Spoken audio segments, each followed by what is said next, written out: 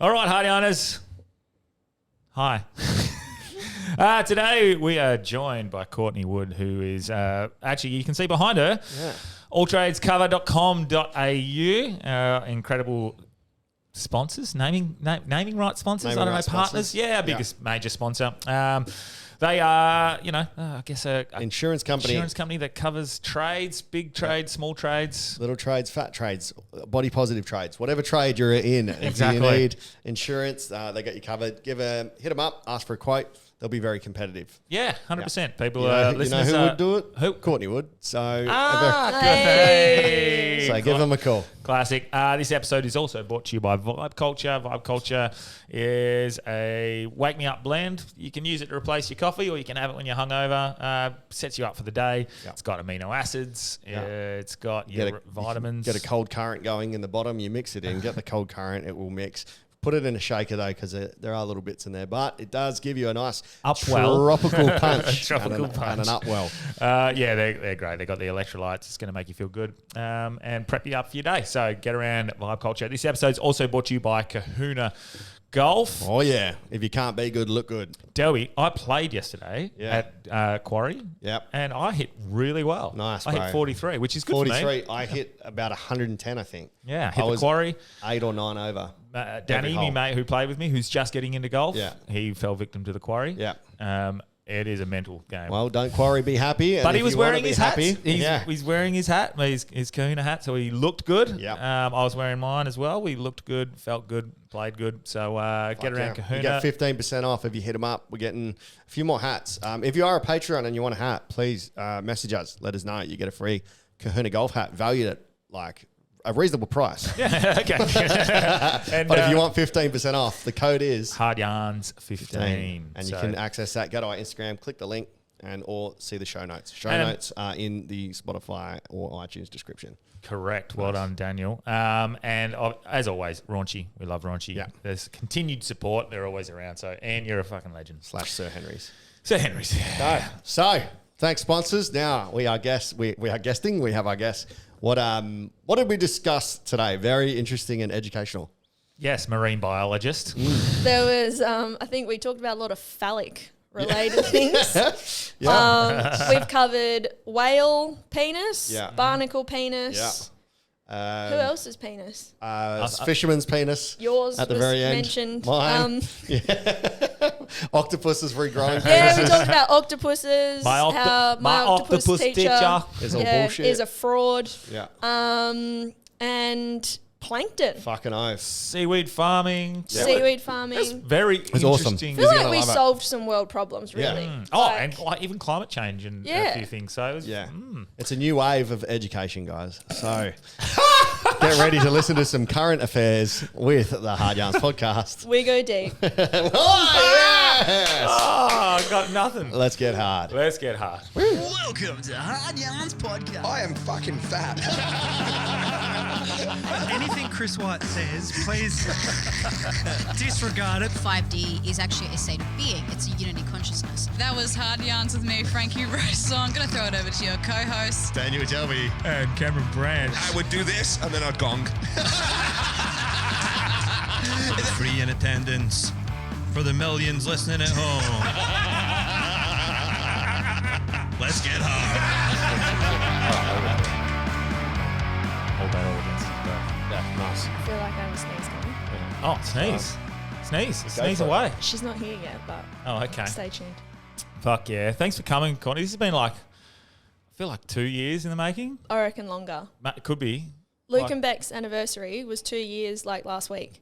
Was it? The wedding. And that's why they're in Coral Bay. And we met 2 years before that. And that was probably, but it was, I think it was the wedding where we decided you were going to come on to talk about marine biology. Maybe. Yeah, I remember you telling me you spoke to a marine biologist and because I fucking hated my octopus teacher. Yeah, she's a beauty. I was going to say, when you said my octopus teacher before, I was like, I feel like that was where... That's where you said something. Yes. I was like, I hate that guy. Yes. Yeah. And then that's where you were like, hang on. Yes, that's exactly... Yeah. Right? You know a lot about octopus. That's quite interesting. I thought it was so dumb, bro. Everyone's like crying and shit. I'm like laughing. I was like, this is the dumbest This is the dumbest shit. Like Look. it had a good narrative. But Yeah, I liked it. I felt like he just wanted to fuck an octopus. Right? Yeah. I'm watching it going, is no one going to acknowledge that this guy is so mentally unstable? It's not even funny. I was swimming through the kelp and it was quite obvious that the octopus loved me. Yeah. I left my whole family and I go solo free diving every day. I'm like, you're a dog. Like, Can't get any pussy, so it goes for octopusy. literally. You shared a thing to me yesterday, Delby. Yeah. Octopus. That's fuck crazy. Leading that diver Yeah. to the shrine. Yeah, did you see that? Nah. Oh, it's pretty cool. Like, I'm just so sad that they taste so good. Otherwise, like, I would be like the biggest advocate. Yeah. Because octopus is so delicious, man. Oh, pickled octopus. Any octopus. It's the only pussy Sorry. I eat. Do you know what? The thing is, though, like, ultimately, they should be a really sustainable fishery because they don't live for more than like 12 months, generally, max 5 years. Yeah. I'm like- convinced if they could live longer, they would 100% take over the world. Yeah, just like the girls on Epstein's Island. Oh, fucking hell. But What's the footage was of this octopus. This chick's diving, and this octopus comes out and grabs her by the hand. Yeah. right? And it's got it on footage. She's like, grabs it, and like she can feel it tugging her. Yeah. So she's like, all right, and she follows the octopus, and the octopus brings her to this shrine.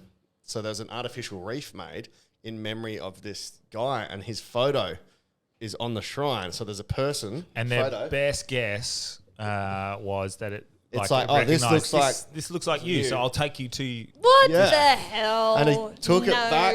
Yeah. What? I've got the Stage. video. Are you, as a marine Staged. biologist, suggesting that they are not intelligent enough to do that? Oh my God. They are intelligent, but that Yeah. sounds completely made up. They've got the footage of it, grabbing Yeah. it and bringing it to the shrine. Film the eh? whole thing, yeah. Unless they've edited between. It must be true. But it's What, is it on Instagram? no on the news. And the news doesn't lie. If we've not learned anything over the last 3 years, the news tells the truth. Yeah. Delby. Wow. Yeah, no, I've not seen that. I have no idea what you're talking about. I reckon that octopus are aliens that have landed here and just landed in water and then just gone, all right. we'll adapt." 100%. Yeah. Without a doubt. Because they're so different, hey? Octopuses. Yeah. Octopus. Octopi? Octopi. Octopuses. Octopussy. What is the proper... Yeah. Is it octop? Either's fine. What? Octopi or octopus? Octopi or octopuses. Octopuses. Octopuses. Yeah. sounds Let's go with dirty, eh? octopuses. So octopus, like they are. Me and John Pinder, we share. Who's done training with Jags? Your Yeah, partner, who's coming on as well. I told him we're getting him on. He's at the World Boxing Championships at the moment. Is that what he's at? He is. He's Sorry, on plane right now, coming home. Okay, we'll talk about him in a second, but I digress. Me and John Pinder send these videos all the time of octopus just doing incredible things. Yeah. And they would be my favourite animal, I think, to just watch. What I want to know is, like, do you know, I don't know what you know about octopus, but what happens in their body to be able to not only change the colour, but like the structure of their, like, shape of their skin to look like a rock and The original shapeshifters. Yeah, 100%. Yeah. So there's heaps of research going on with them at the moment, which is pretty sick. And it's interesting because they've been doing all these studies on them and stuff, but they're going through the animal welfare problem at the moment, What? especially in the US, because they've worked out that they can actually feel pain. Wow. And so when they're doing all these studies and trying to figure out all this cool stuff that they can show us, like, they're actually turning around now and going, hang on a minute, like, we're kind of torturing these creatures. Sorry, what? Was there an illusion that octopus couldn't feel pain prior to this? So there was like What? there was like years ago, I can't remember exactly when it was passed or whatever, but with testing on animals, they were omitted from the list, and it was like go nuts with octopus. What? So But they're the smartest there's ones. lots of them. They like don't have a very long lifespan. So in theory, you know, it's like we're not going to wipe out the species or whatever. But now they're Yeah, because saying they like love getting eaten by a shark. Like, Yeah. that doesn't make sense. yeah, crazy. But they are doing like heaps of research at the moment. I actually looked it up recently as well because Oh. you brought up my octopus teacher, and then I was Yeah. like, I'm going My to get put on the octopus. spot Yeah. about octopus. Yeah. But they're doing, one of them's like the limb regeneration stuff, which is wild. The fact that they can like lose their limb and then regrow it. So Yeah. they're looking at that for like prosthetics and obviously Yeah. people's Yeah. skin, That would whatever. be so cool if we could somehow genetically Sick, different. hey? That. Feels a bit Jurassic Park. Like, I don't like that. I watched Just that like last cut night. it off, whatever. Yeah. Grow a new one. Yeah. Yeah. And I'd then be doing that for a bigger piece of my body. Well, they injected cuttlefish into the DNA to finish off that animal, and that's why it was Which able one? to change shape and color. Which animal? In Jurassic 4. Oh, Jurassic okay. Park. Oh, sorry. I was like, So what? You lost me there too. I'm going. the dangers in my head. This based on science. Yeah. Based off the documentary Jurassic Park 4. Exactly. Yeah. Sorry. Yeah. So But on their skin, they've got like chromatophores, right? So they're just like little cells that can change color. But they're saying now as well that they're almost got their own individual retinas all Right. over their skin. What? So the way that our eyes pick up light Yeah. and Yeah. then obviously adjust and change color, that's what their skin does. wow, So that's fucking cool. pretty wild. Any link between that and a chameleon, or is it completely different? We don't know. I don't know. Yeah, Isn't I that? feel like it's different because they also. they've got their eyes that scan everywhere. I guess if you're Oh, that's a good the point. There's probably similarities, but yeah. That's I don't interesting know. because that's what they're using with some of that stealth stuff now with the cameras all over the. where That's- it reflects. So I guess it's It Yeah. takes little shots Yeah. of what's in front and reflects behind. Yeah. What is there? What truth is there behind my octopus teacher? And then we can move on. yes. None. None. Nah, look. So they first develop of all, a relationship from memory. Is that what happens? They in this? don't. But that's what happens. That's what happens in this In doc. my In the that's America. what narrative. he believes Yeah. happens. Yes. Nah, look. Go on. Break everyone's hearts. Yeah, Let's go. exactly.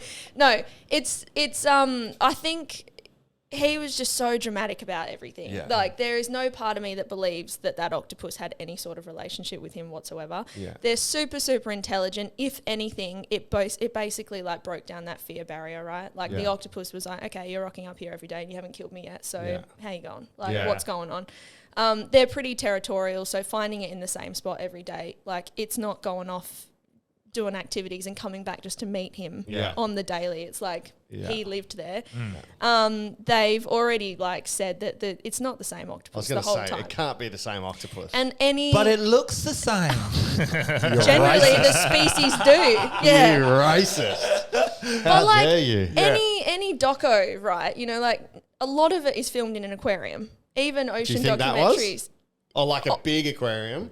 Yeah, sometimes, but it's definitely got filler footage where it's like, that is not the same octopus. Yeah. They've just taken the same species, put some other footage in there and Yeah. stuff, and then it's like, yeah. Yeah. Look, the thing is, there's no ultimate harm in people thinking that there's like a relationship Yeah. between an octopus and a guy, right? Yeah. So, you know, I'm like, worst case scenario, someone's going to swim daily and And try and interact meet it. with an What? octopus. Yeah. The whole time, I just felt so anxious. He's diving in South Africa, isn't he? Yeah. Yeah. Isn't there? Yeah, in the night time. In kelp. In Yeah. Like, I feel like you're going to get eaten. Yeah. That was the other thing. I was like, nothing of what you're doing is safe practice. Like he shouldn't be like free diving alone, which I suppose in essence he's got his cameraman, maybe whatever. But Yeah. you know, and also it's bloody cold. Yeah. Like there's so much wrong with this bloke. Yeah. That was the one thing that I did take from it. He did talk about the cold exposure. Yeah. That was quite beneficial. Oh, I get that cold I exposure suppose it was stuff. like right before Wim Hof really took off though too, right? Yeah, probably. So I feel like he also wasn't even doing it for the health benefits. He was just kind of like, it's fine. Yeah. Yeah. I just didn't like how he sounded. He's like, oh, I thought I've ruined it forever. Yeah. She's left me. I've lost my connection with my octopus. Mate. It was so hard to I take away and cringe. let the shark eat my octopus. The I friend. octopus just was that can't. smart when it left. It probably was like, this cunt's stalking me. Yeah, it's I think probably he wants to fuck me. suicide mission. And he's like, take me. But also, like when it was going through this process of it hiding for a few months, of course it's going to hide for a while because it's just gotten eaten by a shark and it's weak. Yeah, 100%. Yeah. And it's Spoiler like, it's alert. not normal. It is normal for them to obviously have short lifespan. They're going to die. He Yeah. acted like it was this like super personalized thing where it was like, Yeah. it's over. You went, Yeah, mate, go like, find another one. Yeah. At, let's call it a major aquarium in Western Australia. Yeah. Oh, The octopus that we I wonder have which one. on display Yeah. all the time, there's always like 2 backups out the back just because whenever you catch them, you don't know if they're like 9 months and they've got, 3 months to live. You don't know if they're 12 months and they're going to die next week. Yeah. So it's like people come back and see that octopus for years going, oh, look at him. I remember seeing him when I was like 12. And You are breaking the hearts of all the children and the parents. Look, it remembers you. It doesn't. It doesn't. That's like, there's been 3 octopuses in there since you've been. Surely they could come up with a better way to like live than just dying on your eggs. That doesn't seem like the best they're evolution. so dramatic. Like even the females, when they lay their eggs, right, they then stay there and they don't eat and they don't leave them and they just fan them to keep the oxygen going, which cool. Sure, but every now and again pop out for a snack. I've had one in an aquarium once at fisheries, and she laid her eggs and I was like, I'm committed. I'm going to like break science here. And I'm going to hand feed her and she's going to survive. And she's going to be like the only female octopus to ever survive like, after birth, right? Then she's going to bond with her babies, everything. I'm like hand feeding her human grade mussels every day. And she's just like... Doesn't want it. Pushes it away. Just won't eat it. That's like me with my ex. I was giving her human grade mussels every day and she didn't want it. She's just flicking them away, leaving them in the corner. That's right. Yeah, dead set. So she just wouldn't eat it. And I went, you know what? Whatever. Well, fuck yeah. She's fucking... You ungrateful fucking octopus. But I mean, you can't really turn around millions of years of evolution with one hand with feed. One in an aquarium. And I was just like, this is it. This is going to make me. So what do do they end up, their carcass ends up feeding the That's what I was gonna say. They literally just like, they lose all their colour. They go completely white and pale. And that's when you know that they're like on their way out. Yeah. And then they literally just die and... Done. Yeah, float around and then get Just eaten So by strange. Like, if you're going to commit, you might as well like feed the babies like your dead body or like... Yeah. No, they It's gonna take be off. They like all come out. It's really thanks, cute. Mum. See ya. Oh, look, there's Mum. She's dead. Yeah, that's true, actually. fucked, yeah, You're no. actually born into, a Your mum's suicidal corpse. mother. Yeah. Yeah. Fuck, man. Not ideal. They've That was got too dark, wasn't it? They're going to come up with some mental health issues. It's an when they're interesting older. lifestyle choice. Yeah, that's probably why we they- get born. I'm going to spend my life alone. Yeah. I'm going to have sex once, give birth, and then die for my kids. Pretty close. All Pretty within close 12 to my months. life, but without the give birth. It's not even sex either. Like the male just like takes his sperm packet and like puts it in her and then takes off. Fuck yeah. So no, I wish I could no do that. pleasure. That's no, what the Just South literally African guy like wanted to do. Wonder why his wife Wait, left he him. scoops his own cum out and he just goes, Oh, boop. stop. Is that what he does? Sorry, sperm What? packet. Oh, his okay, we're own- back on the octopus. No, not- 'cause I was yeah, like, yeah, I don't know what that bloke does. South African guy. Is that what he does? That's why she died. He put his sperm packet in her. I've never heard it called a sperm packet before. So We found the loophole. The male octopus grabs his own sperm packet outside of himself. Yeah. No dick. No. And how long do they last? And what he puts it, he like, he reaches in himself, grabs his sperm, and then goes, whoosh. Yeah. Is that basically the crux of it? That's it. That And is then- such a funny visual. Yeah. Baby, There you go. hey, what are you doing, baby? I'm feeling horny. Yeah, so am I. All right. There you go. All right. Let me just get something out of Job myself. done. And then that's your guaranteed death. Oh, my God. So wait, what every the- time a male puts sperm in a female, that's a bullet. Yeah. But a long one. Slow one. With starvation. So what about the male? Does a male die? Yeah, what is... No. We just keep As going. if. We just get some more like sperm. all general evolutionary. The Oh, male's my fine. God. We've So- got the Ted Bundys of the animal world. So we just so men killing all No these women. parental responsibility whatsoever, no matter where you put your sperm packet. Wow. Nothing. It's a fucking Balga of octopus. fuck yeah. Oh, Rocktopus, Rocketnampus. There any other little interesting nuggets about octopus that you know? That's so interesting to me. I mean, that's interesting as it is. Do you know how often? Like, does it sperm packet once a day, or does it have to regenerate? How many sperm packets is it delivering? That's like the ultimate mailman. I could be wrong, but I'm pretty sure it's only the once because they die. 'Cause The men females- die? The male. No, the males don't die, but I don't know. I don't know how Yeah, 'cause often I'm like- they can fertilise. Yeah, because that's basically. But I'm pretty sure the females can only Do it obviously once. do Yeah, their yeah, job yeah. once. Yeah, but the males can be serial killers basically with sperm. Yeah. I Every wonder if we're going Yeah. to end up talking about whales because that's like a whole other Oh game. yeah. All right. Well, let's go. we found that the first Delby sent me this fact Yeah. that sperm the The blue first whales. ever, they caught the first ever humpback whales mating on video. When? About a month or 2 months ago. Wow. But the plot twist, Yeah. so it was 2 humpback whales, ironically, caught on video, humping, both males. So they caught That the first. checks out. They got the first 2 gay whales on video. Mint. So I was like, yeah, the guy filming. We've will be made it as a stoked. race. Yeah, They were gales. gales. Yeah. Yeah, you see how well Brokeback Mountain did. Humpback Mountain's going to kill it. Oh my God, I'm so here for it. Yes. Yeah. Yeah. So No, I didn't see that. What is it? That reminds me of that Ricky Gervais joke. He is fucking him in the head. what's that Have from? you seen that? Nah. That's from his From Science his or special Animals. Okay. And it's the male dolphin having sex with male, and it's a Oh, dolphins are so rapey. Yeah. and Yeah. but the visual that they'd used was a dolphin not having sex in the standard way. It was fucking the Blowhole. other dolphin in the blowhole. Wow. He's like, he is fucking him in the head. Well, really, it's fucking Yeah, him that- in the mouth almost. No. In the lungs. in the lungs. Yeah. Yeah. In the head. In your lung hole. Imagine getting fucked in the lungs. Kind of your nose, really. Yeah. Oh, wow. Dick nose. Dolphins have got. Well, I wouldn't want Dolphins that. can have 3 different. You wouldn't want that with whales, though. I've seen, I remember the first time I seen a beached whale, and it was rolling around, and I seen its big old, I was just Gina Dong. Reinhardt. and I on was them. like, "Fuck, you don't want that in the head." Yeah. No. So what's different with whales? Yeah. Because you said right. We're just gonna go straight into whale sex. So, well, what happens is that Yeah, we're only interested in sex. I was gonna say there's no and- science to any of this. And then is we there? can talk about plankton. Oh my God! Because you're an expert in plankton. Right? Stop! I You're love a plankton. Plankton. So the sheer force of the ejaculation of the male, what happens is basically as the females are on their migration, they're mating, but multiple males will just ejaculate in her and Wow. basically blast out the previous sperm. Wow. Really? Whale gangbangs. This And is- then it's just and more, like not just sperm whales, all whales. Is that why they're talking called about sperm humpbacks. whales? Oh, humpbacks. I'm talking about humpbacks. Is that why they're called humpbacks? No. Because one humps and then backs off, and Absolutely the other one not. comes and humps No, and shoots but out. if you want to go down that line and that makes you That's- happy, then yeah, Wow. that's why. No, it's That's because of a pretty- little hump on their back. So Yeah. it shoots. So it's just So it's blowing just out. like, so she's obviously been What a slut. fertilized. And then the other one comes along and he's like, nah. And then he goes in her and then that'll shoot out the previous guy's one. And if it hasn't had time to fertilize, it's like now he's basically next in line in the running. Wow. And Yeah.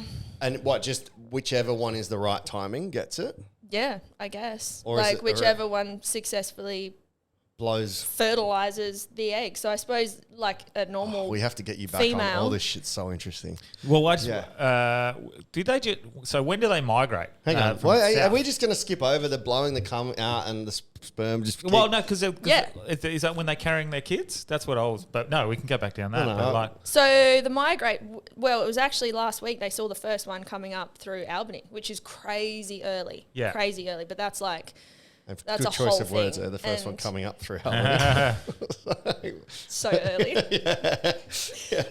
No, like they're coming up early, but that's all very. but is like, that why they migrate? They migrate to mate, or is it just part of the like? They So just do on it the for migration, waters? there's all different layers basically involved, right? So you're going to have your immature females that are coming up, and they basically go for like a test run of the migration to go, okay, let's see where we actually have to go when I am pregnant. Yeah.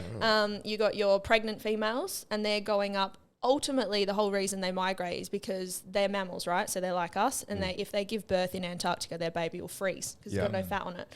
So they go all the way up to the Kimberley. There's a place called Camden Sound, which is where they're sort of aiming for, and that's got the right temperature. So when they're born, they're nice and warm, Yeah. and then they've got they put on like 40 kilos a day on the way down. So much weight, just like American. breastfeeding. Yeah.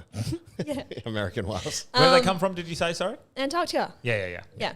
So they go all the way up, and then there's the pregnant females, and then you'll get your bulls, which are the boys, and they're like chaperoning, protecting, and then you also get your mating males as well, males and females as well. Okay. And the boys are the only ones that sing, so they're the ones that are like singing their song on the way up, and the girls don't. What are the ones with like for that I would have seen recently that go into Rottnest, like coming Humpbacks. They're humpbacks as well. Yeah.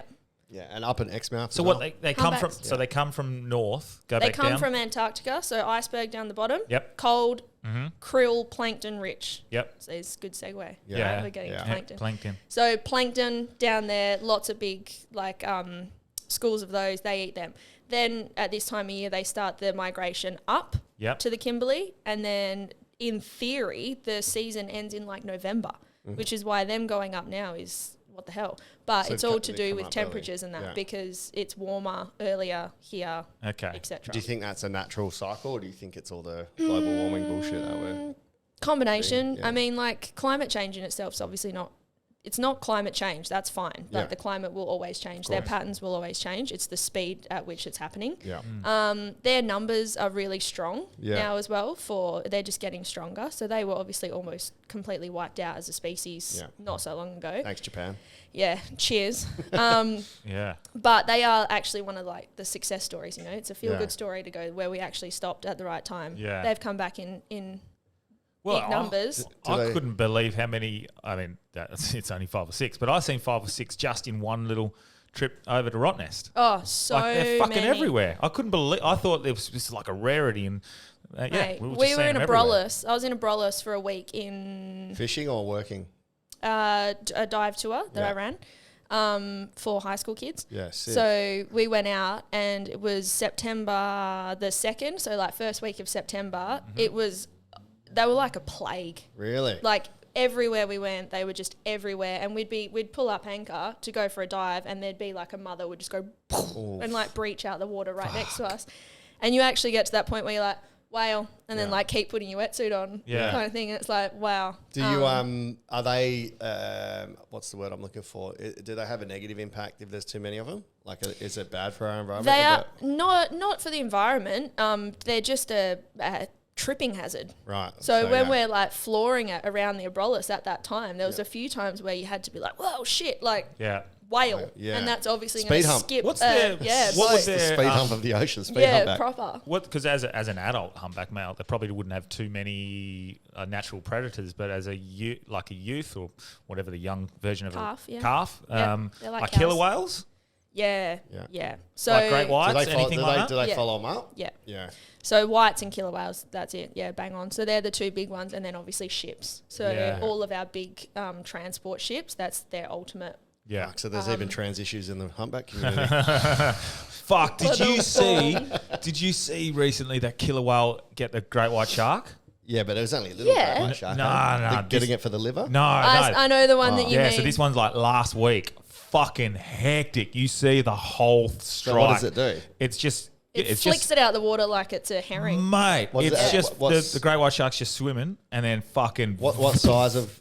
Huge. Both huge. Both huge, yeah. Both Really? huge. Yeah, Like this and the killer thing. whale just... Have you seen the ones in South Africa, port and starboard? They're So- that attacking the boats? No, that are just like taking a core out of a great white. Yeah. So they're wreaking havoc across Fuck yeah, Cape legends. Town. Yeah. They're taking the livers, hey? Yeah. Wow. But they're like keyhole surgery Yeah. removal. So there's just like literally this small hole in the bottom of the great white, liver removed, washing up on the shore, Fuck. leaving the rest of the animal just Got Hannibal Lecter's. willy-nilly. Yep. Is that because it's like rich in something or they like the taste? I can't remember what Yeah, it was. like it is rich Nutrient, in eh? like nutrients because it's, you know, real fatty Yeah. liver. Yeah. But even then, like Who's going to tell the killer whales that it's full of mercury? Like, is that... shotgun on. Yeah. Is And that, they don't attack humans from memory. It's just they've been ramming boats and stuff, but they haven't been... Those two particular ones? No, just in general. general. Killer They- whales? Yeah. Nah, not Yeah. really. I Yeah. wouldn't jump in the fucking water with one, but Yeah. from memory, there's never been a recorded attack. yeah. Not Fuck, outside haven't of you seen- Tillicum. I was going to Yeah. say. Yeah. at Blackfish. SeaWorld, the Yeah, blackfish, exactly. He's drowning him. That was the point, actually. Yeah. Not Yes. not one in the wild. Not one in the wild. Well, if you were held captive by Fucking- someone, you would want to kill them. yeah, Yeah, you'd be like, fuck enough. Yeah. It sits on the bottom with me. We're yeah. done here. Yeah. Yeah. Sit It down. rubs the lotion on its skin. Literally, yeah. Nah, So I reckon that's fair enough. Are Team they Tillicum. killer whales? They're not even whales. They're dolphins, right? They're no, a they're species whales. of dolphin. Killer whales. Pretty sure they're whales. I thought Maybe. Mammals? I don't know. I thought they were These are things species that are of like dolphin outside of you. You like niche down on specific facts and Yeah. make me nervous. So I think they're a species of dolphin, but their intelligence is Huge. huge. Yeah. So they would see a human with our little bony arms and be like, all right, that's not food. Yeah. Because you see the guys on the surfboards Yeah. being towed and they come up. And, Yeah. But the ones that are attacking the boats, they have seen that as like, they're coming and they're deliberately injuring us, so let's fuck them up and eliminate the thing. Yeah, that's the difference, right, between, and that's why they're like the apex predator, because you've obviously got great whites, which are also strong as and can kill us. Yeah. But they don't have that like social cognition, whereas the killer whales have like, they've got a plan and they'll execute it and they understand. Yeah. And they've got that social Blowing interaction the with each other. That's humpbacks. That they blow the bubbles. Humpbacks do the bubble rings. The bubble rings. Have you seen the bubble so rings? So sick. Oh, What is that for protection? If that's Or like for such a feeding? bucket list item. to see it. Yeah. No, so they deep dive down and they have like an order. So it's almost like I'll go first, you go, then you go. And I'll dive down and then I'll start exhaling like through their blowhole. And that forms like a bubble net. Yeah. And then you go after me and so on. And then at the end, we'll all dive down and come up through the middle. And what it does is they net the fish on the way up and they create this spiral of bubbles. Humpbacks or Humpbacks. Because do they eat fish or? Yeah, krill or some of them plankton? do. Our particular population that come up Western Australia, not so much. Yeah. But they will a little bit. But when they're on their migration, they don't eat. Yeah, So right. even the females that are carrying their babies and then breastfeeding essentially the whole way down, they don't eat. Maybe a tiny bit if like there is a school of fish or something, but they are just on their like. Because how would they eat fish? Is it what's it called? Baleen? Is that what it's called? Yeah, the baleen plates. Do the fish just dissolve in that or something, or do they chew? They just swallow it whole. Really? Yeah. Like there's a lot of So- sexual things with these whales. So many things. So many I things. can only eat plankton. So I'm trying to find you this great white one. yeah. It just Here we go. smashes him. Just fucking. Yeah, that was like. Like, poof. Yeah, I've seen that. I saw that. That one's Yeah. fucking out of nowhere. Because that's like about a 2.5, 3 meter great white, eh? Yeah. Yeah, something like that. But yeah, they're. Nah, not the one that you're talking on. That What? one's fucking bang. How See- good are drones? Drones are getting all this new footage that Well, we're that's it, previously, right? I mean, like for the first time ever, we've got the most amount of eyes on the water. Yeah. So that's really, all this stuff's been happening forever. Yeah. People are just like, oh my God, this is new. It's like, probably not. Yeah. Like, no one's been watching them It's the same for with so like long. sharks in the water. We're seeing them everywhere because of that, but they've always been there. Yeah. Yeah. Just Well, I reckon the whales too are really. Yeah. Yeah. I mean, we almost whales, wiped more out sharks. the whale population, right? Yeah. And they went away. And then during that period of time, there was like 5 shark attacks in 30, 40 years. Yeah. And then it went up to like, since the population's come back, all of a sudden, Yeah. the sharks are back. And it's like, well, Maybe For we need to kill a protections. few whales then. Yeah. well, yeah, that'll go down Don't kill so the sharks, well. kill the whales. I remember looking into the numbers for We're shark. bringing back whaling. I remember looking into the numbers for shark attacks on the beach, and there'd been like one in the last 22 years or something in Perth, and that was it. The rest were all like abalone divers, 20 k's off the And coast. surfers. There's Yeah, been a but- few surfers. Yeah, but like 2 or 3 k's off the coast, or Yeah. down in Margaret River. Like none on Perth Oh, yeah. beaches. No. There was like one guy in Cottesloe got their board bitten, Yeah. and then there was another guy who was swimming at 5 o'clock in the morning, and he was 900 meters offshore. Yeah. Why? Why? Like, go to swim in a pool, bro. Yeah. Why do you need to swim Do you know what, 900 meters from shore? Why not just go 50 meters out? Yeah, it doesn't make sense. I don't get it. Like, yeah. I thought it was pretty funny. I met this Indigenous guy, and he was telling me, I can't remember when or where we were, but like he was telling me basically where Cottesloe is, right?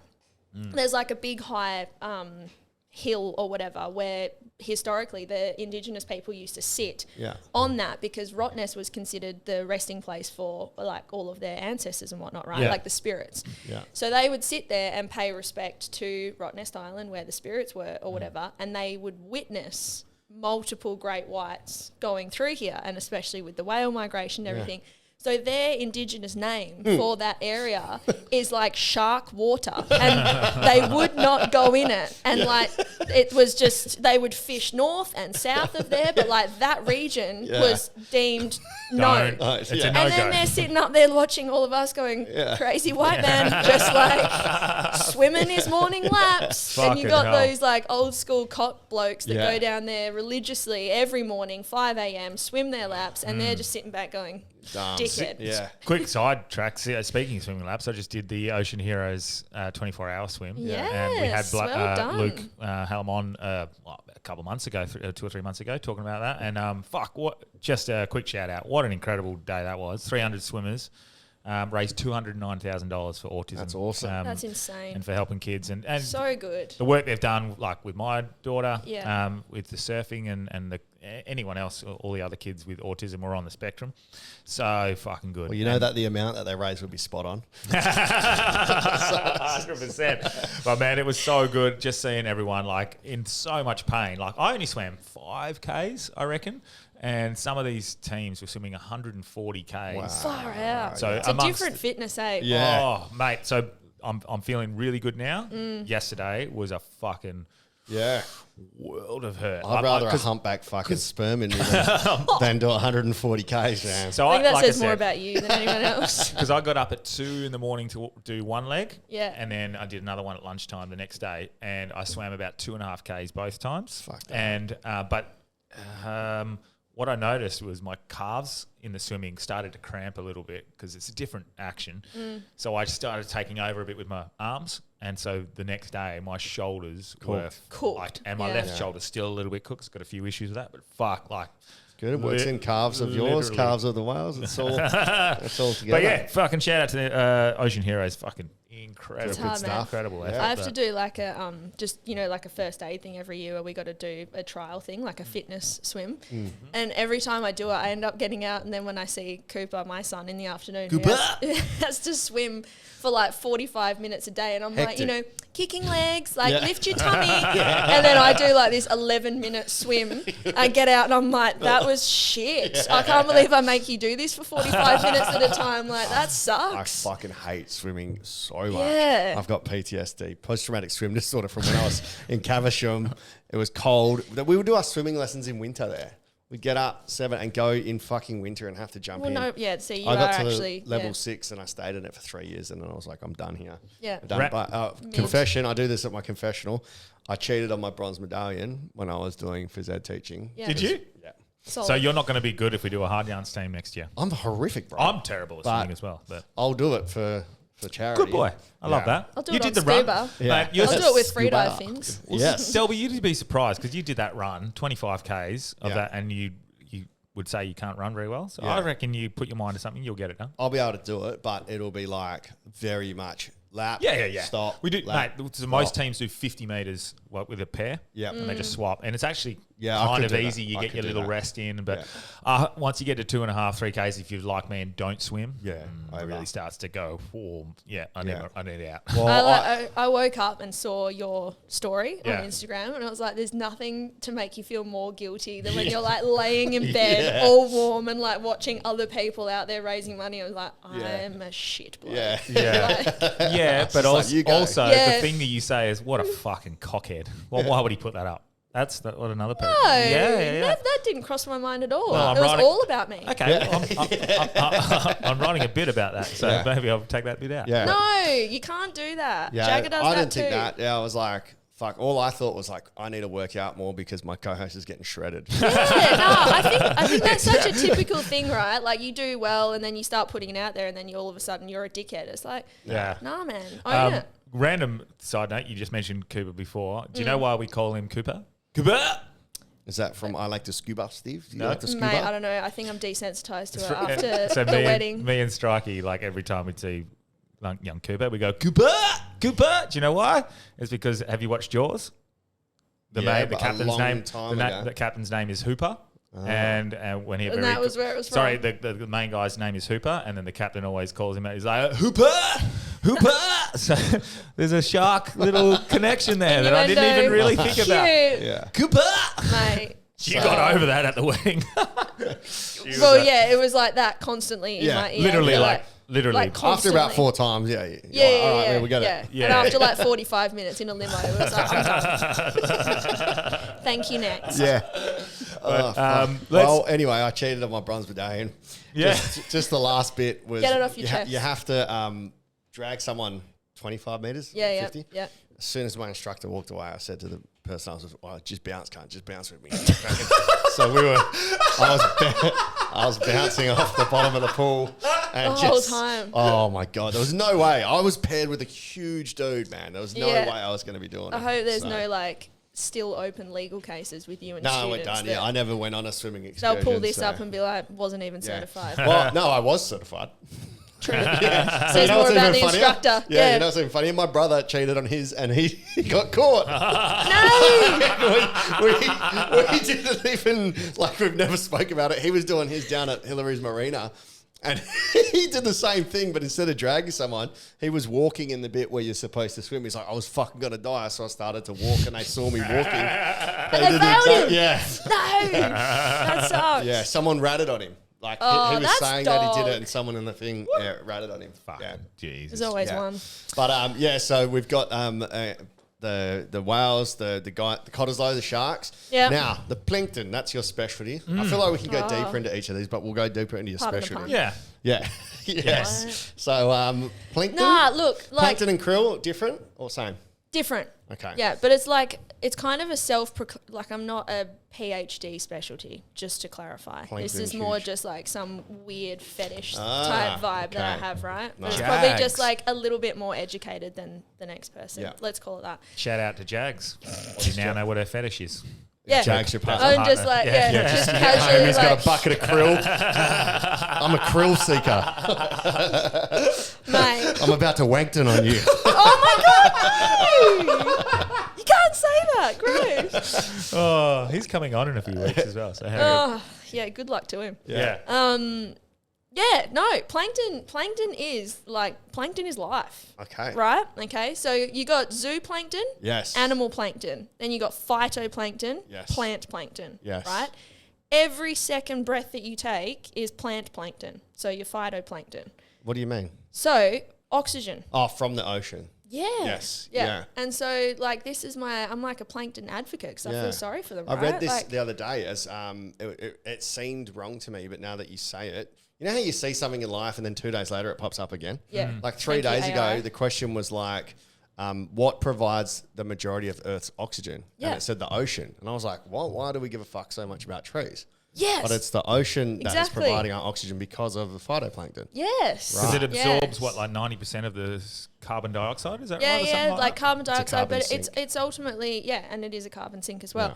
But the thing is, it's a lot easier to get people in the media to be like attached to the sad little half-burnt koala in Victoria, in the middle of a bushfire, right? Whereas Yeah. like if I'm standing there being like, guys, There's these invisible creatures. there's a microscopic plant algae, and if you don't stop driving to work, like it's gonna die. You know, Yeah, no one gives a people are fuck. gonna be like, who is this? Like, get rid of it. So is a phytoplankton an animal or a plant? Plant. Okay. Yeah, so they're your plant plankton. So yeah, look, I read something recently because I read about plankton. Yeah. And it's like all of human life, right, can ultimately be taken back to plankton because when we created fire, Yeah. which arguably would We be created like, off found fire. well, we Did we created create it. it? We created Yeah. it. It's from like smashing flint together, right? Yeah. And flint, in its essence, is like sedimentary silica-based plankton. Right. So where plankton's died in the ocean, it's gone Yeah. down, and then the sediment is laid on top of it, and it's formed that particular type of rock, which is flint, Sedimentary rock. sedimentary rock, Right. and that's what we use to create fire. Wow. So plankton is life. So the plankton that light up are also the plankton that light up once they die. So we've got the glowing plankton. Totally different. fluorescent? Bioluminescence. Yeah. They're giving us light and they're giving us light. All when of they're it. dead. Just Wow. all of it. Little life bringers. Right? Why So- is sorry, you go on your point. No, you go. What were you Why gonna say? are we calling phytoplankton a plant that's a plant and a zooplankton is an animal? Why are we using the word plankton for both? We don't have like 'Cause a horse and a plankton- plant horse. Because plankton itself just means like a immobile creature through the ocean. Okay, So it's like just an like organism. something that is floating basically like for its life cycle. Okay, that's so interesting because as a science teacher, you teach year sevens, Mrs. Gren, so it has to have movement, but the plankton. Well, it can. So there Okay. are some plankton that can move, Okay, and cool. they've got their own little cilia like tail type Yep, thing. yep. But you do also have plankton that is I like just subject always to. pictured currents. plankton as these tiny microscopic little They shrimp. are. Krill. Like Is that krill? Like That's from okay. Happy Like Feet too. SpongeBob, like that little plankton guy on Ah, SpongeBob, yeah, like yeah. he's plankton. Yeah. And the You know the little grey guy with the eyes, and has he got one eye? Yeah, he's got sure. one Is that eye. the angry guy? Yeah. The one that's like hates SpongeBob. Yeah, that guy. That's He's a plankton. plankton. Okay. Yeah. And the guys from Happy Feet too. Brad Pitt he's a krill though, isn't he? Yeah. So Yeah. Yeah. That's a plankton. That little guy. yeah, So it's that guy. So it's a little bug. Yeah. So it's like the most abundant living thing on the whole planet is plankton, right? Okay. And then I suppose when you take everything back, like you talk about lower school science and that sort of Yeah. things, like everything has to start somewhere and they are the entire base of the food chain, Wow. right? Yeah. So it's taking sunlight, converting it into energy in the ocean. Every single thing relating to the ocean thereafter will die Yeah. without it. Yes. So You take the plankton bottom- is the source of life on planet Earth. It is. Yeah. As are on land terrestrially, like trees. yeah. Right? So again, we know that we can't convert sunlight into energy Yeah. without trees and breathe it, etc. So, but essentially you could burn down the Amazon and we'd still survive because we've got Oh, phytoplankton. there's a bit of fake news that the media don't tell you about. Like they don't. Yeah, They don't it's say, all media because- deforestation, but we're all good as long as we got plankton. Yeah, well, it's all education, right? But Yeah. they want to give, day-to-day people something to care about, Yeah. and they're not going to care about So- algae. Yeah. So is that why potentially the argument for there being more green land on the planet Earth now, an argument for, I guess, against climate change being a factor in that, if that makes sense? No. So like some people will argue, we've actually got more forestation, is that the word? Or forest land? Forest, yeah. Or green areas on the planet Earth now, so we should be able to absorb more carbon dioxide. But that hasn't got a factor compared to, it's not even on the scale when it comes to the ocean. No. Well, the no. ocean covers, 70% of the world? Yeah. Is that right? And it's So like, it doesn't matter almost the amount of trees we have. and it's all about the efficiency Efficiency, too, yeah. right? So if you're going to go, let's say we're going to rehabilitate a big cleared land with trees. Yeah. That's going to take water because you got to grow the trees. And then it's going to take so much time because trees are notoriously slow growing, even fast growing ones. Whereas in the ocean, you can have like a mass plankton bloom in the middle of the ocean, nowhere, there's nothing there, nobody's there. And it's all just happening without us even knowing, right? And it can bloom, it'll completely like en masse absorb a whole bunch of carbon dioxide in a really short period of time. Yeah. Then it'll die, which is great because it's taking that carbon dioxide out of the atmosphere, storing it, and then there's only one place to go. Like it's going to go to the bottom of the ocean and then stay there. Yeah. So ultimately, that's what we want to be happening. We're not going to ever get rid of the carbon in the world and the atmosphere, but we just need to put it in places where it's not going to be stuffing with the up. carbon cycle, Yeah. the carbon in the air gets absorbed by, the carbon dioxide gets taken up by plants and animals and it gets sunk into our ground and stored there. And then humans eventually come in and drill it up and release it again. So theoretically, the carbon that's in our system, that's it. There's a finite amount. 100%, It just depends where it is. Yeah. So the scientists are theorizing that we're taking too much, we're releasing too much from our carbon sinks, and it's going up into our atmosphere. Yeah. But I don't think the percentage of carbon dioxide, I don't think it's right. It doesn't feel right. That's such a small percentage of a bigger overall gas in our thing is causing all these issues. It doesn't. I don't think the science adds up, but I don't know fucking anything. Yeah. But that said, with a plankton, like what is a plankton? It's like a 1-cell plant, 2 cells, like is it? So like, plankton itself what's it made is of? just a microscopic organism that is freely floating in the currents in the ocean. Yeah. So it's either an animal or a plant. And does it have... And it's in every part of the ocean. So you went for a swim at the beach on the weekend, you ate, swallowed, had plankton on you and around you, right? Okay. So it's just everywhere. Yeah. But it's just about particular types that are doing obviously wonderful things, like taking out the carbon in the atmosphere, etc. We've got it in freshwater as well. So any, algae or whatever, they've got it too.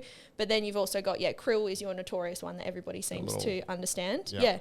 But I read something the other day, which was kind of cool, so back on whales, they are essentially like evolutionary connected to cows and camels. Are their like closest relatives. And cows and camels both eat grass, right? Yeah. So they were like, oh, weird then that one of the largest species in the whole world is completely reliant on one of the smallest species in the whole world.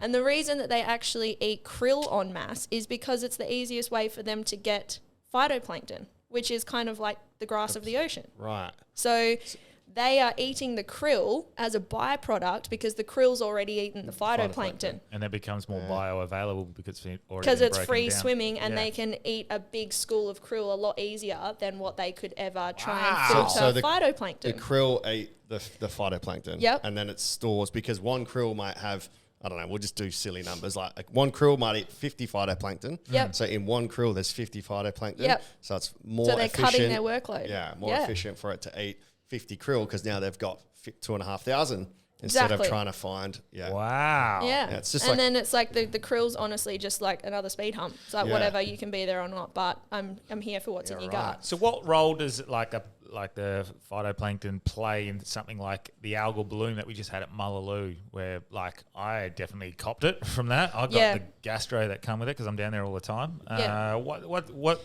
role did it play in that? So there's also like bacteria. So you got cyanobacteria and stuff, and that's another type of phytoplankton. And like anything, there's always going to be like some bacteria that en masse is not ideal for us. So that's just another imbalance in nutrients. So any algal bloom, it's like temperature, increased temperature, happy days, increased light, happy days, because that's obviously what they want, and then increased nutrients.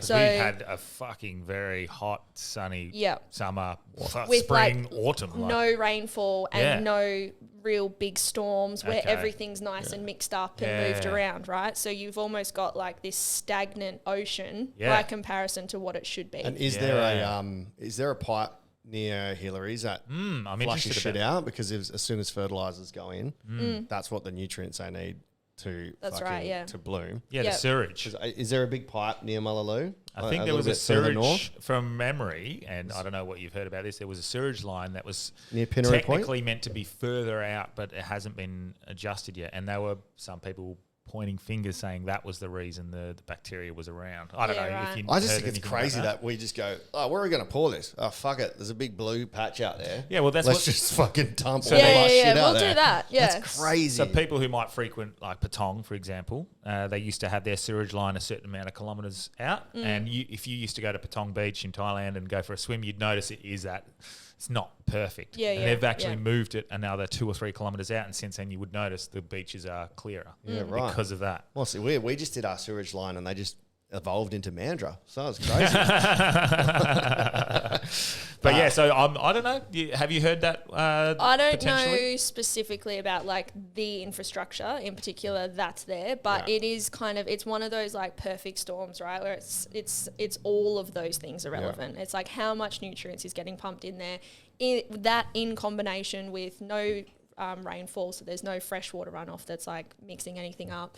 And yeah, it's kind of just like that shit mix of factors that ends up with a bloom. But it's like the Coral Bay. Did you see like that mass fish death? Was it a couple of years ago? Yeah, and I remember that. Yeah. So have you been to Coral Bay? Yep. You know, so it's obviously small bay, lots of coral on the inside. And what happened was the coral spawned.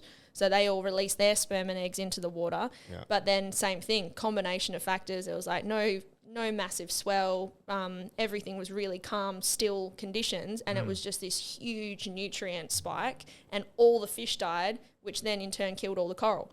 So what? The fish died because there was over nutrient? No oxygen. No oxygen. So once you've got that nitrogen cycle, that spike, that sucks all the oxygen out the water, and then boom. The fish died from coral cum. Yep.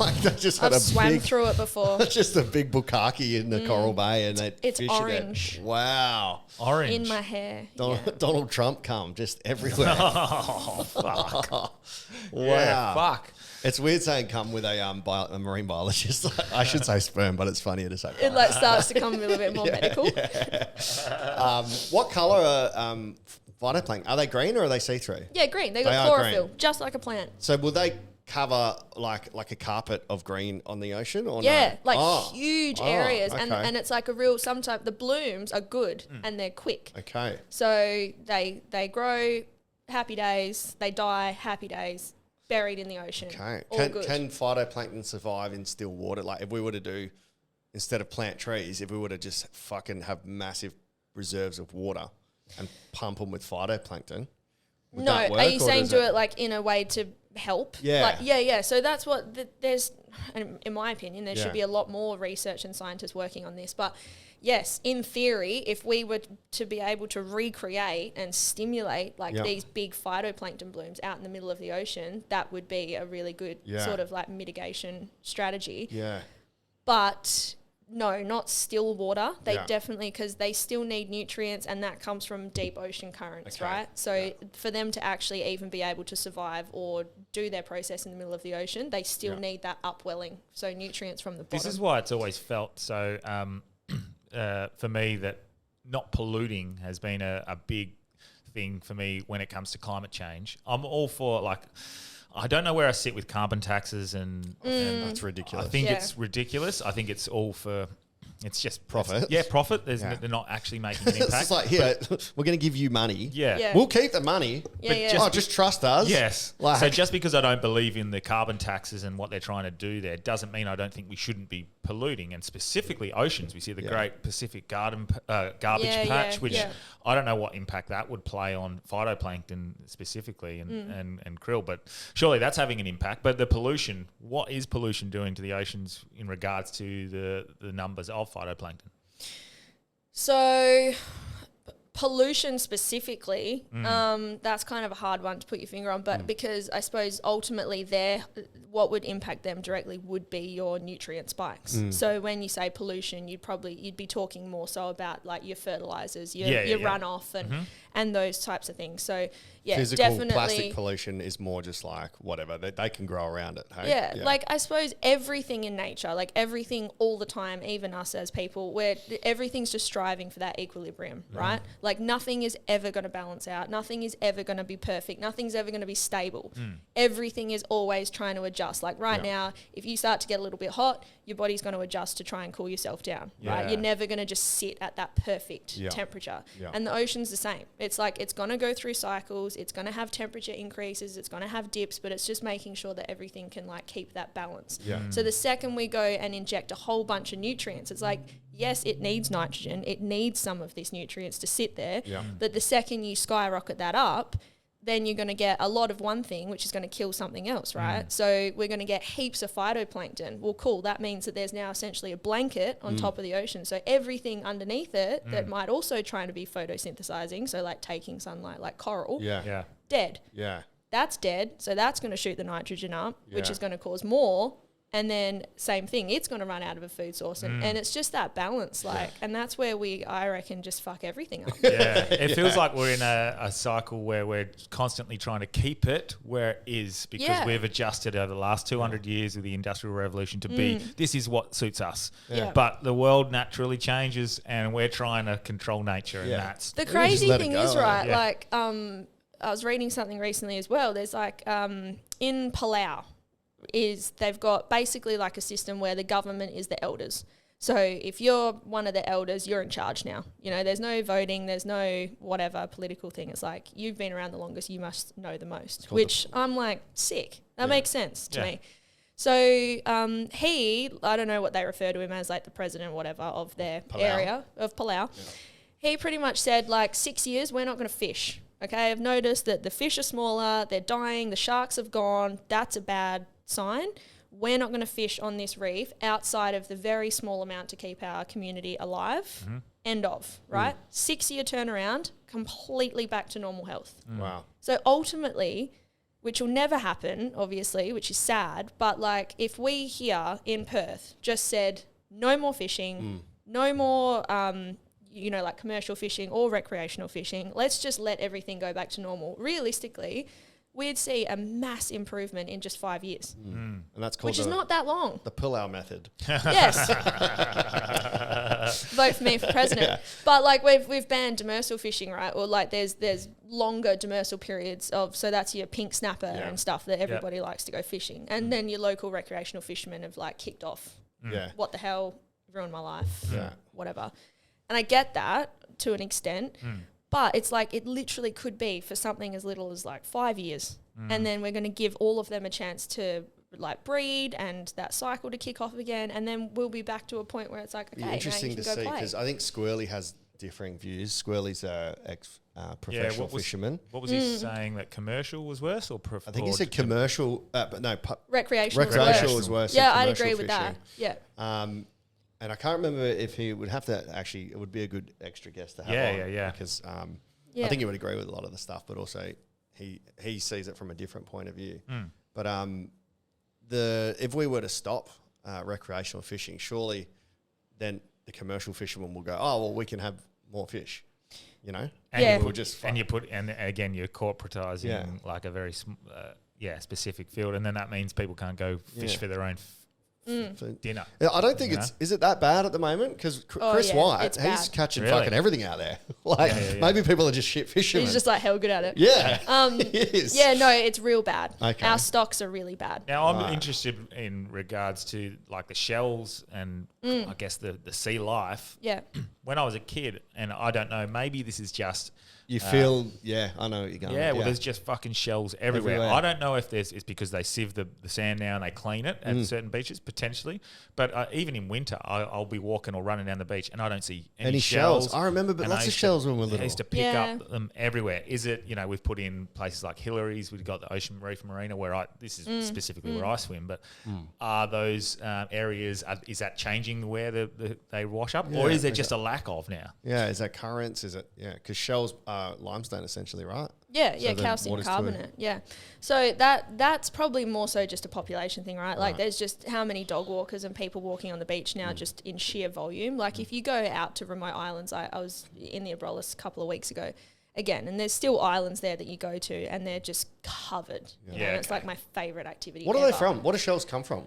So any mollusk animal. So you've got just any sort of your clams and your bivalves, and they're your major ones. But it's anything that has that calcium carbonate body to it, right? And that's a mollusk. Yeah. So you can have slugs and they've got no shell, and then you've got essentially snails version in the ocean and they've got a shell. Yeah. So, but their shells are also a lot thinner, and that's the other reason. So with ocean acidification, which is by increasing the carbon dioxide in the atmosphere and in the ocean, it's becoming more acidic. And if I had a cup of acid right here, most things would dissolve in it, right? So they're constantly up against that fight as well, where shells are notoriously now thinner and more brittle. So when they do die and they leave behind their shell, the animal, it breaks down a lot easier. Yeah. So it's going to wash up. Is that, and you said that the sea's more acidic because of more carbon dioxide? Carbon dioxide's carbonic acid. Well, it's CO3 negative. So it just that normally that calcium carbonate that the animal can take out of the water is being bonded to different chemicals in the water, which is making it unavailable. Increase in temperature also will speed up. Yeah. And is that because of our contribution or is that because of you? It is. That's us, essentially. Wow. That's that's the hypothesis. So that's the argument for less carbon in the atmosphere because the sea absorbs it. Yep. Yeah. I had my own theory with a past scientist was that the polar caps are melting because to make something less acidic, I made this up on the fly, but it makes sense. Yeah. To make something less acidic, you need to dilute it. Right. How do you dilute a big body of water? We've got this massive store of water in the polar ice caps. So essentially he says melt the ice cap. I'm just saying. Oh, you're saying melt the ice cap. I'm saying wouldn't the Earth's natural response be to try balance out that it needs more water? So it would need to melt the ice caps to make the oceans less acidic. Like it's almost like the world's backup plan. Right. So we've got all this stored ice. If the acid is too acidic, we're going to raise the level. But that would be suggesting that pour some fresh water in it. She'll be right. Yeah. Does that not seem logical? Not at all. Nah? No, not even a little bit. You don't think that adding more water would dilute the acid? Because this is a whole rabbit hole though. Because if I've got this much acid, a coffee cup in a bucket, it's going to be pretty acidic. But if I get more water, let's assume the bucket of water is we can add more. If I add a whole nother bucket of water, it becomes less acidic. Yeah, but it's all about the way that the chemicals are bonding underwater, right? So they're not necessarily just going to bond with more hydrogen or oxygen.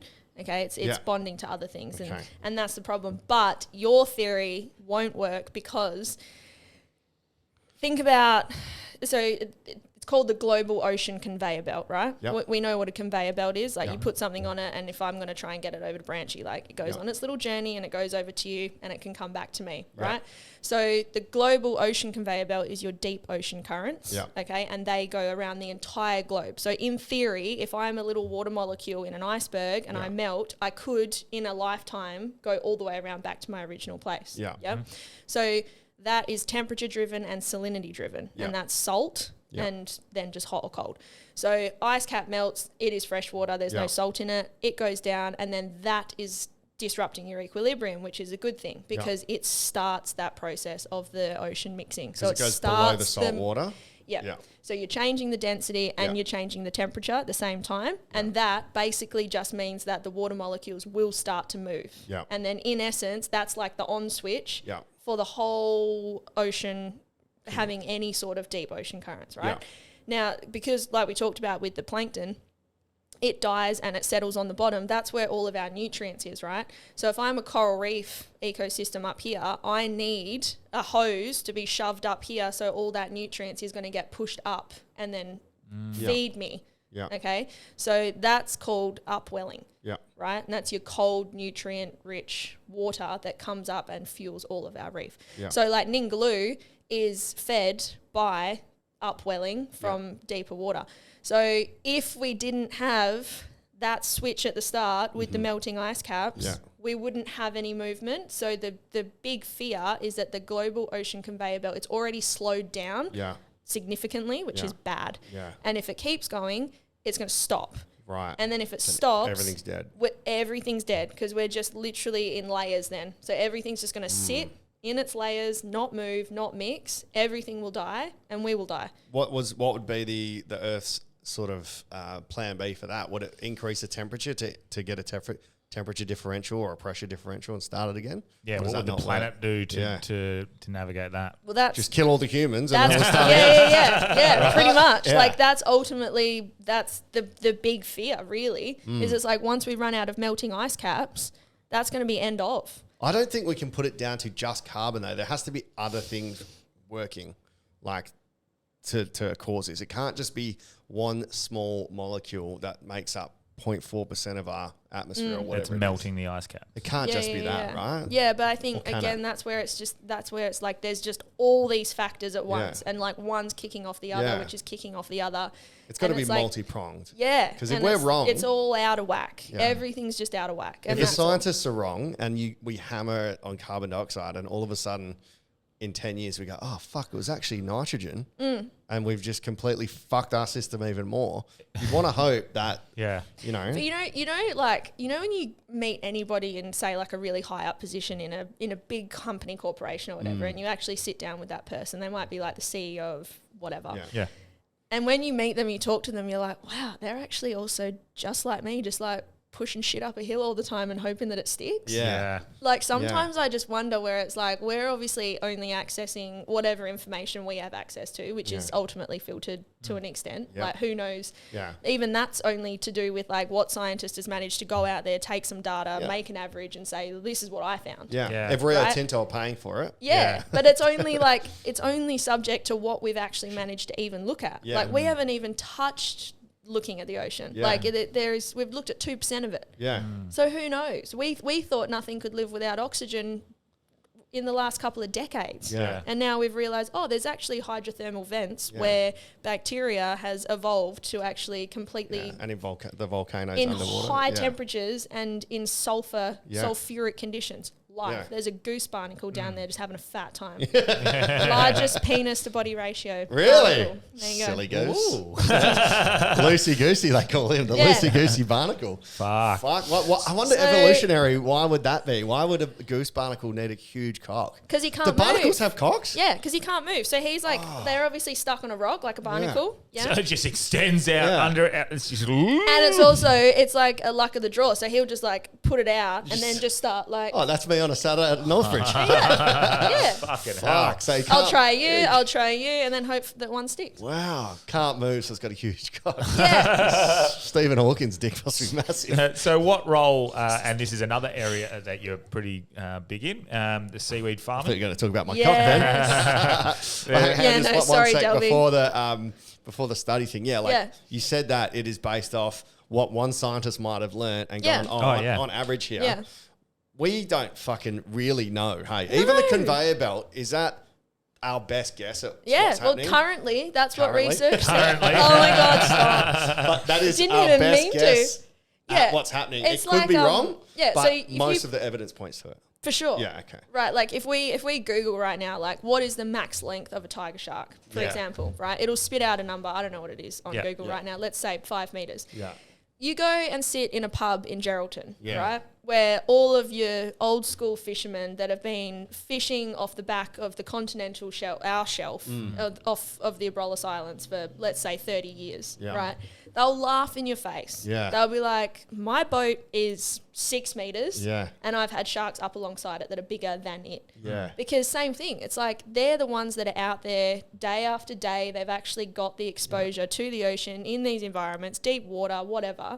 Like a scientist that came up with the max length of a tiger shark's obviously had to go out there, tag some sharks, pull them up alongside, take a measurement and go, okay, well, on average, this was the biggest one I found. Yeah. Like that's what I am allowed to report on. Yeah. Whereas unfortunately, the fisherman who I would believe any day doesn't have a PhD, therefore his opinion is invalid, which is bullshit, right? Like, you know, I just think it's that whole like experience over, okay, you went to uni for 3-4 years, like, good on ya. Yeah, I've been out there every day. Yeah, so I'll walk around, I'm a marine scientist. It's like, I don't know shit compared to that guy. Yeah. And side note, if you were to ever see a fucking 6 meter tiger shark, holy fuck, that would scare the shit. Well, the fisherman's got to have a PhD, pretty huge dig to deal with that shit. Yeah. Fuck yeah, but they do, right? Like, wow. Yeah. So that's my opinion anyway. I'm like, everything that we know or we think we know. Yeah.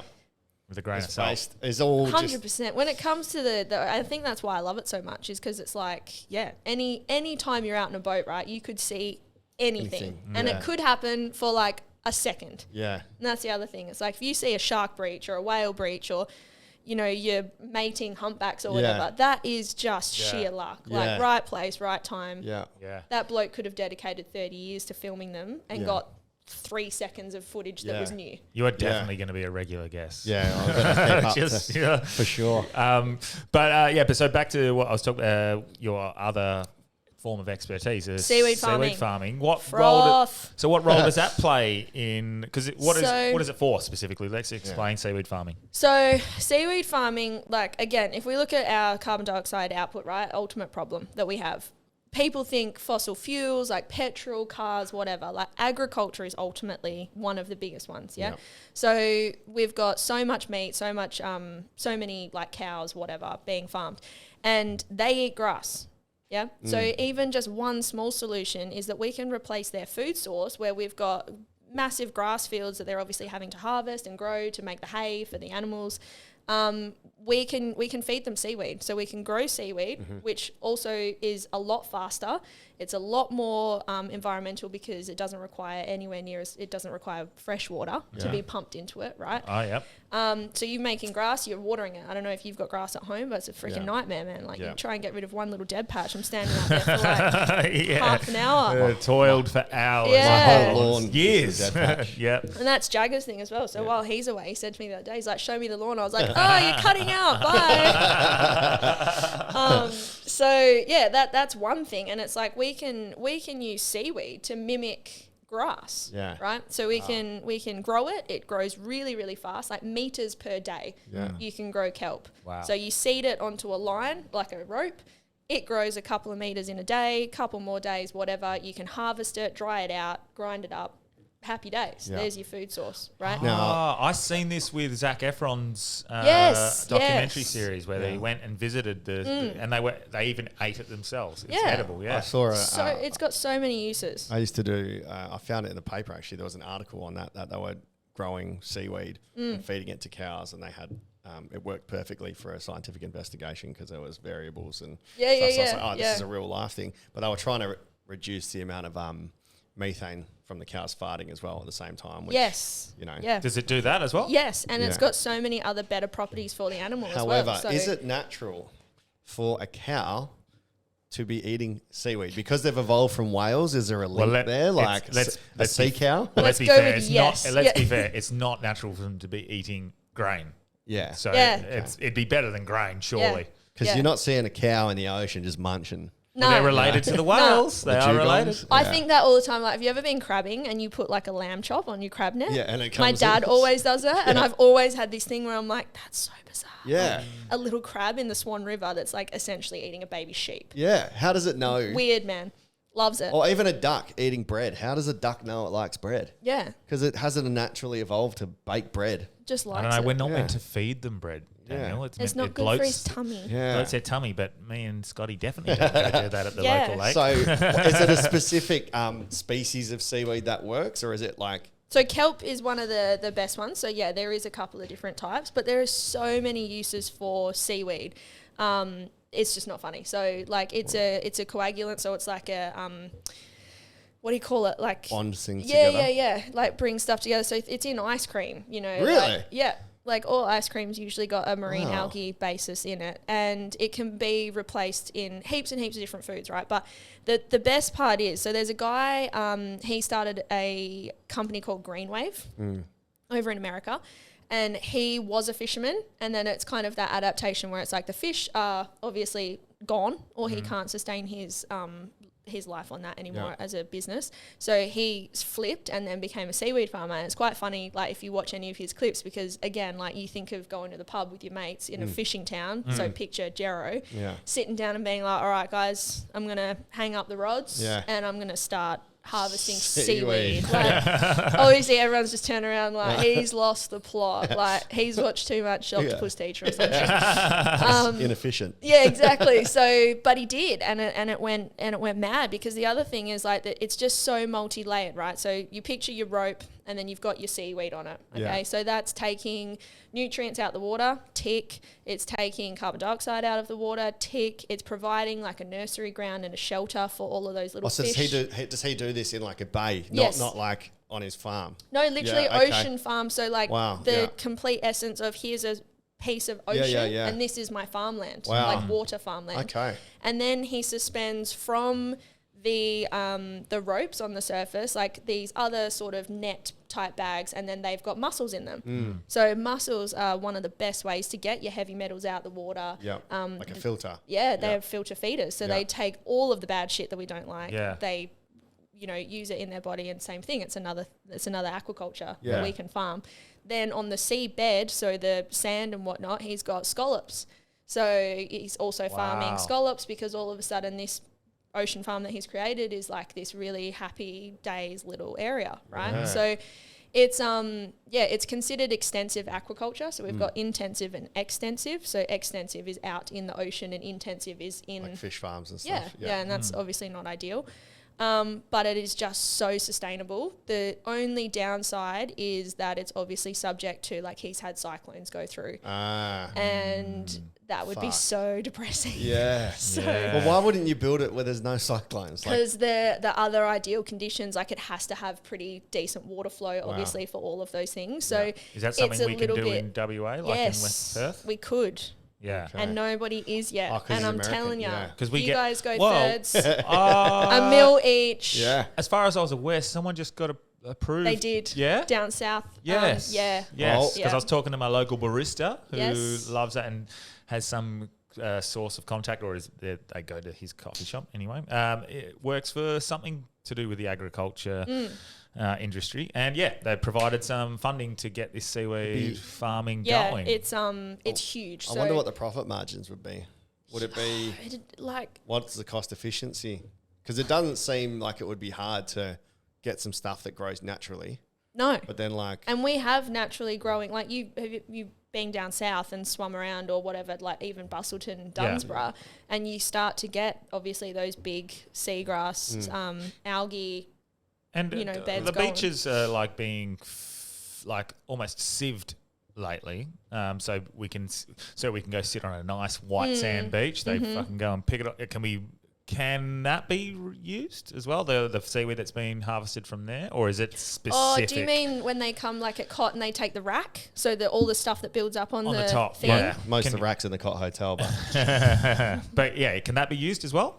I don't think so, because that's seagrass, and it's Okay. more Bit we're different. looking at the like the algae and the Okay. Yeah, slightly different. So maybe we can speak to one of our major sponsors to see if he's keen to invest. Are you going to invest or not? Oh, we need some big philanthropist that's just going to be like, yeah, man, I want a seaweed farm. Twiggy Forrest could have his own seaweed forest. Yeah. Tell you what, old John Elliott loves. He's big on the environment and the carbon footprint. That's what I was referencing. Yeah. One of our major sponsors. I reckon, you'd be looking at down, Esperance-y, somewhere down our bottom little southwest corner would be ideal because we need that big water flow and the upwelling, right? Yeah. So that nutrient upwelling. We don't really have any big storms, no cyclones. No, not down here. Just big rough swells, but that's fine. And that's what I was going to ask when you mentioned it before, the upwelling. What causes the upwelling? Did you global ocean conveyor belt? That's specifically what causes it. In essence, as best as we know. As best as we know. According to the current research. And because that's down towards the Antarctic, polar region. It's close in the Yeah. Okay. So we're an island, right? Which we obviously only really are exposed to our little area straight off the coast, most of us anyway, and we're like, Roto, and it's not that deep and whatever. You only have to go an hour or two steaming off the back of Roto and you hit 200 metres plus, right? Oh, really? So we're really not that... Yeah, but we're not that...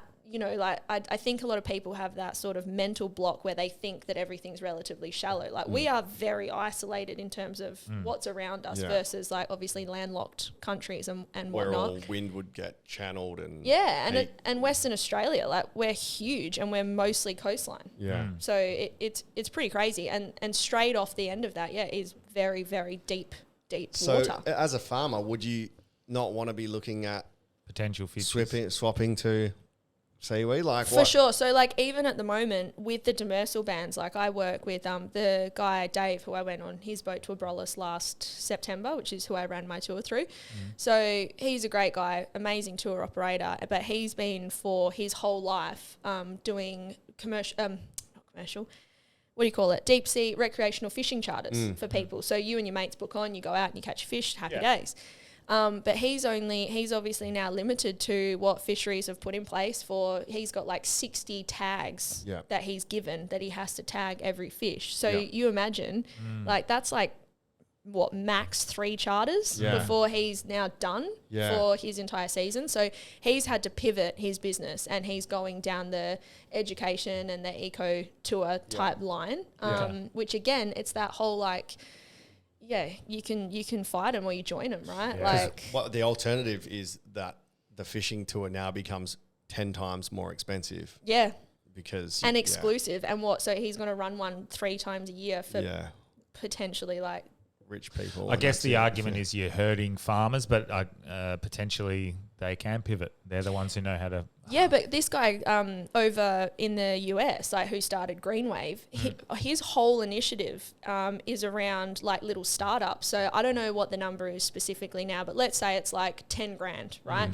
And you go to him and you're like, here's my 10 grand, and he'll provide the education. So you go to him with that and a boat, say. He'll provide the education. This is what you need to do. This is how you do it. And he's got this team of people that he's trained up, and then they can go and essentially teach you and mentor you how to start your own ocean farm. Yeah. Which is the amazing. McDonald's of kelp. Yeah. Little franchises. Yeah, exactly. Everywhere. It's just everyone, but it's all education, and that's where the amount of time that people hang around stomping their feet being like, I want to catch more fish and everything. It's all right, well, you're gonna get left behind, right? But it's the same for any industry. Where's What about the seaweed that I eat with my Japanese? Is that the same? So that's nori, yeah. So that's one particular type as well. And the farmers that farm that in Japan, they're one of the longest living communities in the world. Right. So that whole blue zone mentality of really long living people. Yeah. They're one of them. It was interesting because I watched that blue zone documentary, parts of it, and what I do remember, some of it was diet, some of it was mindset, community, stress. There wasn't just a one little thing, but I loved that doco. Yeah, what's it called? Blue Zone? Blue Zone. I haven't watched it. It's called something else, but longest to live or something like that. But it's got if you put in subtitle Blue Zones or something. So good. Yeah, it was good. It was interesting. There's a couple of things where I was like, I don't know about that one. But then, it's one of those things as well, different different people thrive, and their ancestry. They thrive in different diets, different situations, different environments, and it seems to be those ones are pretty beneficial. The community was a huge one too, right? And I think like same thing. It's like arguably if you're seaweed farming, like are you happier than if you're slaughtering fish all day? Like I don't know. Yeah. Although I have a theory, like butchers are one of the happiest people I've ever met. Like, do you ever go into a butcher and they're like, hey, going, shit. it's always like, hey, how are you? What can I get you? And I'm like, wow, you're like really happy to be surrounded by dead stuff all day. Probably because their profits are through the roof. Are they? I would say so. It's pretty expensive to get stuff. Well, I don't know what happened when I was through the 6 years of vegetarianism, but you did, didn't you? So prior to that, I don't remember meat being so expensive. And coming out, I was like, you come what out. the fuck, man? What the fuck? It is expensive. I went for a quick little shop yesterday before I went to play golf, and I packed half a bag full of some meat and some whatnot, and it was like $70 for half a paper bag of. Well, we just need to splice beef with seaweed. And if we can create beef weed, then we're good to go. But they have weed with there is someone. There's a small business called Neptune's Weed, and they're doing it out of Abrolhos Islands, and they're farming seaweed. So there's a few people out there that are harnessing it and getting on it. Yeah, I'm really interested in this seaweed industry. I feel like it's going to be a thing, and also like it's all what you're used to, right? Like we just eat what we eat because that's what we've grown up eating. And any change is weird and scary and hard. So if they start to introduce it as there's like, they've made it into noodles. There's chefs all over the world that are embracing it and like putting up all these dishes where they're, utilizing, particularly over in the US with this Green Wave product and stuff. There's like a restaurant that is strictly, like all seaweed and stuff. Dr. Anthony Chafee, the carnivore, it would probably be good for a seaweed farm because it can feed the cows, which means there's more meat. Yeah. But I guess where you would come into strife is if you've got a farm in the middle of Australia, the transport costs, the packaging costs, and all that has to be cheaper than whatever they're currently doing. Because what do they grow eat? it, pack it, and then bring the seaweed out? If your farm is right near the coastline, then maybe it's more cost effective. Well, they can turn seaweed into plastic as well. Yeah, as in like a plastic packaging. So that's the other thing is it's completely biodegradable. So you can package the seaweed with the seaweed. Yeah, man. It's an inception 100%. Yeah, it's the matrix of seaweed. They probably know that as well. That reminds me of one other thing. We're talking about evolution and plankton and stuff. Did I read right there is a bacteria that's evolved to eat plankton and they found it in the ocean? There's a bacteria. Not plankton, plastic. To eat plastic and break down plastic. Yeah. Have you seen that? Yes. Whales. They've discovered No, but I would believe, whales break down the believe plastic. it. Yeah. They found an animal in the ocean that the bacteria has evolved and it can now process plastic. I was like, that's fucking awesome. Sick. I mean, surely. Yeah, that's all we need. But they're the kind of things that we need to come up with, right? Yeah. Like we're kind of pretty far gone in terms of doing it the old school way. Like we need to go down this like biochemical, biomimicry type side of things. Yeah. One of the octopus things as well is like, like a blue ring. Yes. So they're venomous. And if you get bitten and it's in their saliva, the venom, so it goes in your system. Like if you keep giving someone CPR, they will survive, right? So it's just a paralysis. Yeah. So it stops your heart, but you won't die if someone keeps your heart going. Yeah. They've just found a strain of octopus venom that actually attacks melanoma. Wow. They are aliens, man. How cool is that? So specifically melanomas. Well, yeah, like this particular strand. Wow. So obviously this must be like quite niche. And I don't think I'm not recommending like going if you've got a melanoma on your skin, or cancer, it's like blue ring. Yeah. CPR me. But things like that where it's like, if we can harness some of the characteristics of things like venom or whatever to start using it in medicine. Yeah, it'd be so good. What with the blue ring octopus, if it does, does it bite you or the sucker? Is it literally its beak that bites you? So its saliva has venom. And does that come out of its tentacles or out of its beak? Mouth? Yeah, right. Yeah. So if it bites you, it's breaking your skin and putting you in contact with that saliva. And are you conscious this whole time but can't move? 100% conscious. Wow. Okay. So it's my idea of like the worst way to go. Delby's fucking favourite. You love paralysis. Oh, only when I'm sleep paralysis. That's fine because I can get out of it. But there would be nothing worse than being awake and not being able to move. And some of the like worst things that happen to people is there's been incidents where people have like been bitten on a boat and then they're on the back deck of the boat and their mate's giving them CPR and it's all happy days, but they haven't shut their eyes and then they get like burnt eyeballs and retina because you're not making any So moisture. rule number one, if you shut their eyes. Yeah. Fuck. And also I'd like a little podcast or music, I think, so I can try and zone out like while my CPR is happening. What the fuck? Yeah. I don't want to just hear everyone like. Is it just heartbeat, not breaths? Just heartbeat. Wow. Yeah. Because I was going to say like that would be. Give him breaths. Yeah, so breaths. I reckon breaths. Yeah. So you've got your eyes open, your mate's kissing you for 8 hours. Yeah. That sucks. That sucks. Yeah.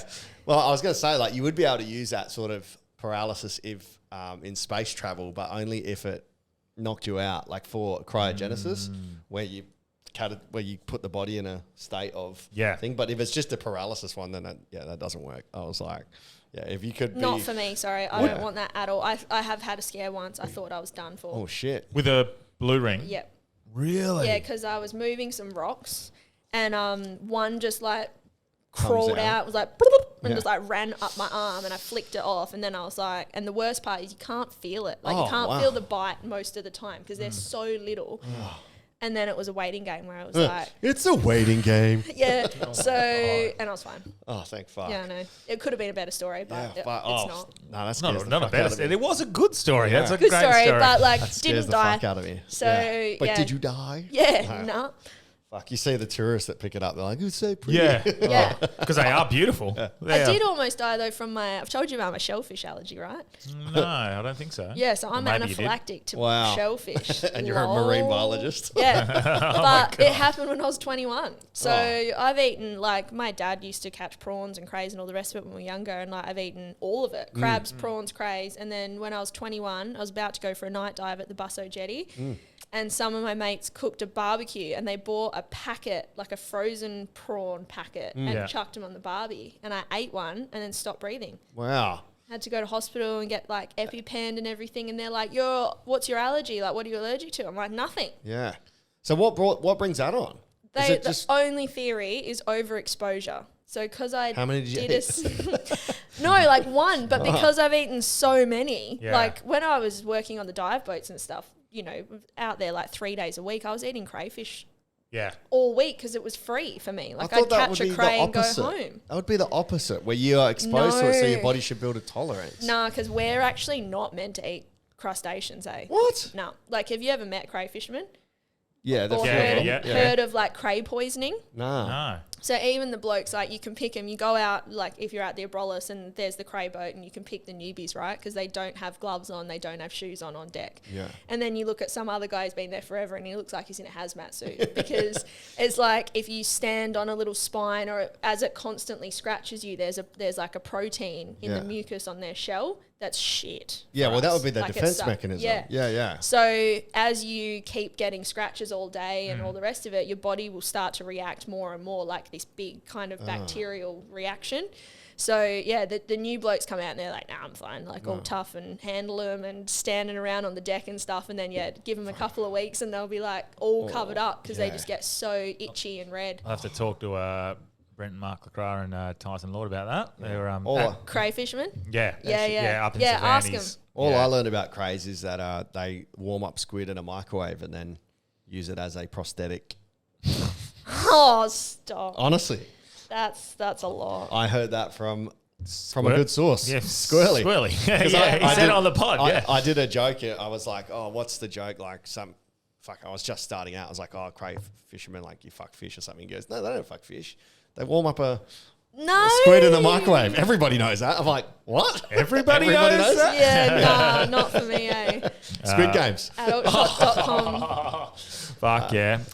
Thanks so much for joining us today. That was fucking awesome. I'm definitely going to get back. If you would like to come back.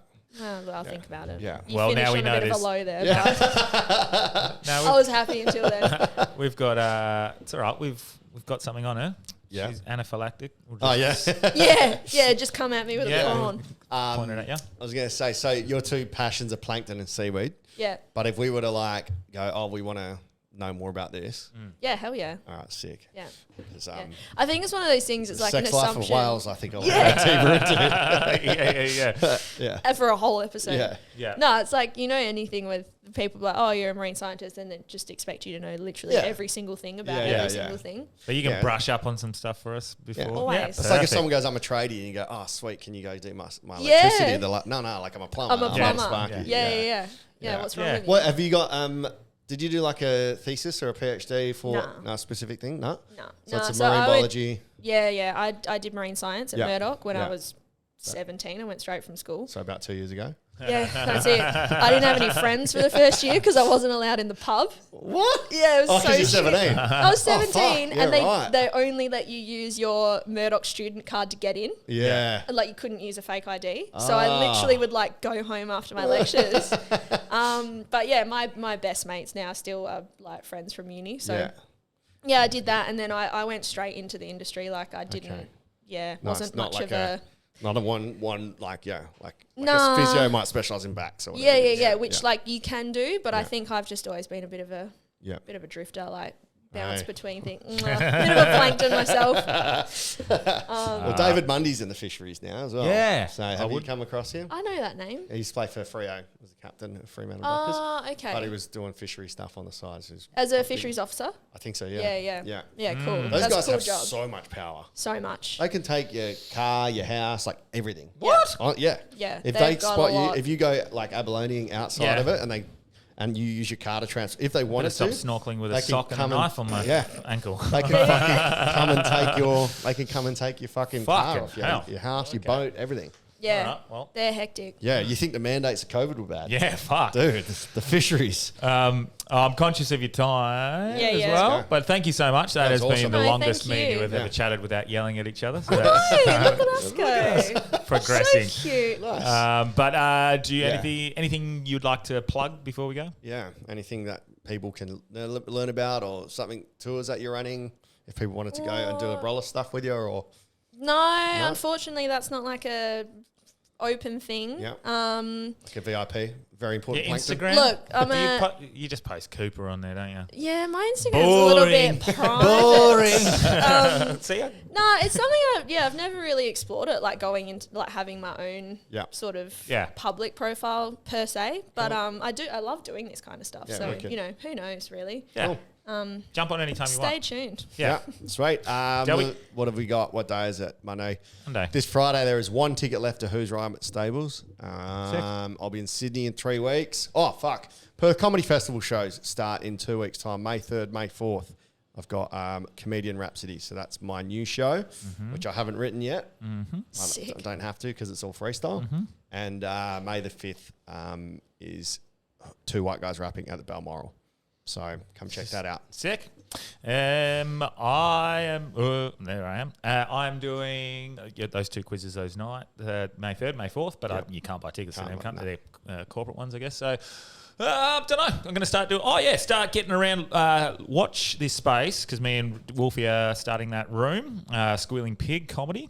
Which is going to be kind of fun down at Sir Henry's, Yep, and a podcast that comes with it. Wolfie's taking the premise that we would have spoken about on here Yeah, probably, yeah. 2 years ago. Basically, just a podcast that you can subscribe to, where you can hear us write jokes and then go try them that night. Hopefully at our own club, which will be kind of cool. So watch that space. That's going to be cool, and hopefully in about a month we'll have our launch night. Aside from that, Subscribe to the Patreon. You'll get this episode ad-free. Yes. Or, well, you'll get this one, but you've already listened to it. So you get all the other ones and the future ones ad-free. ad-free. But yeah, sick. Cool. Volgend zeg. Fucking zeg, lad. Volgend zeg. Good stuff. Hooroo.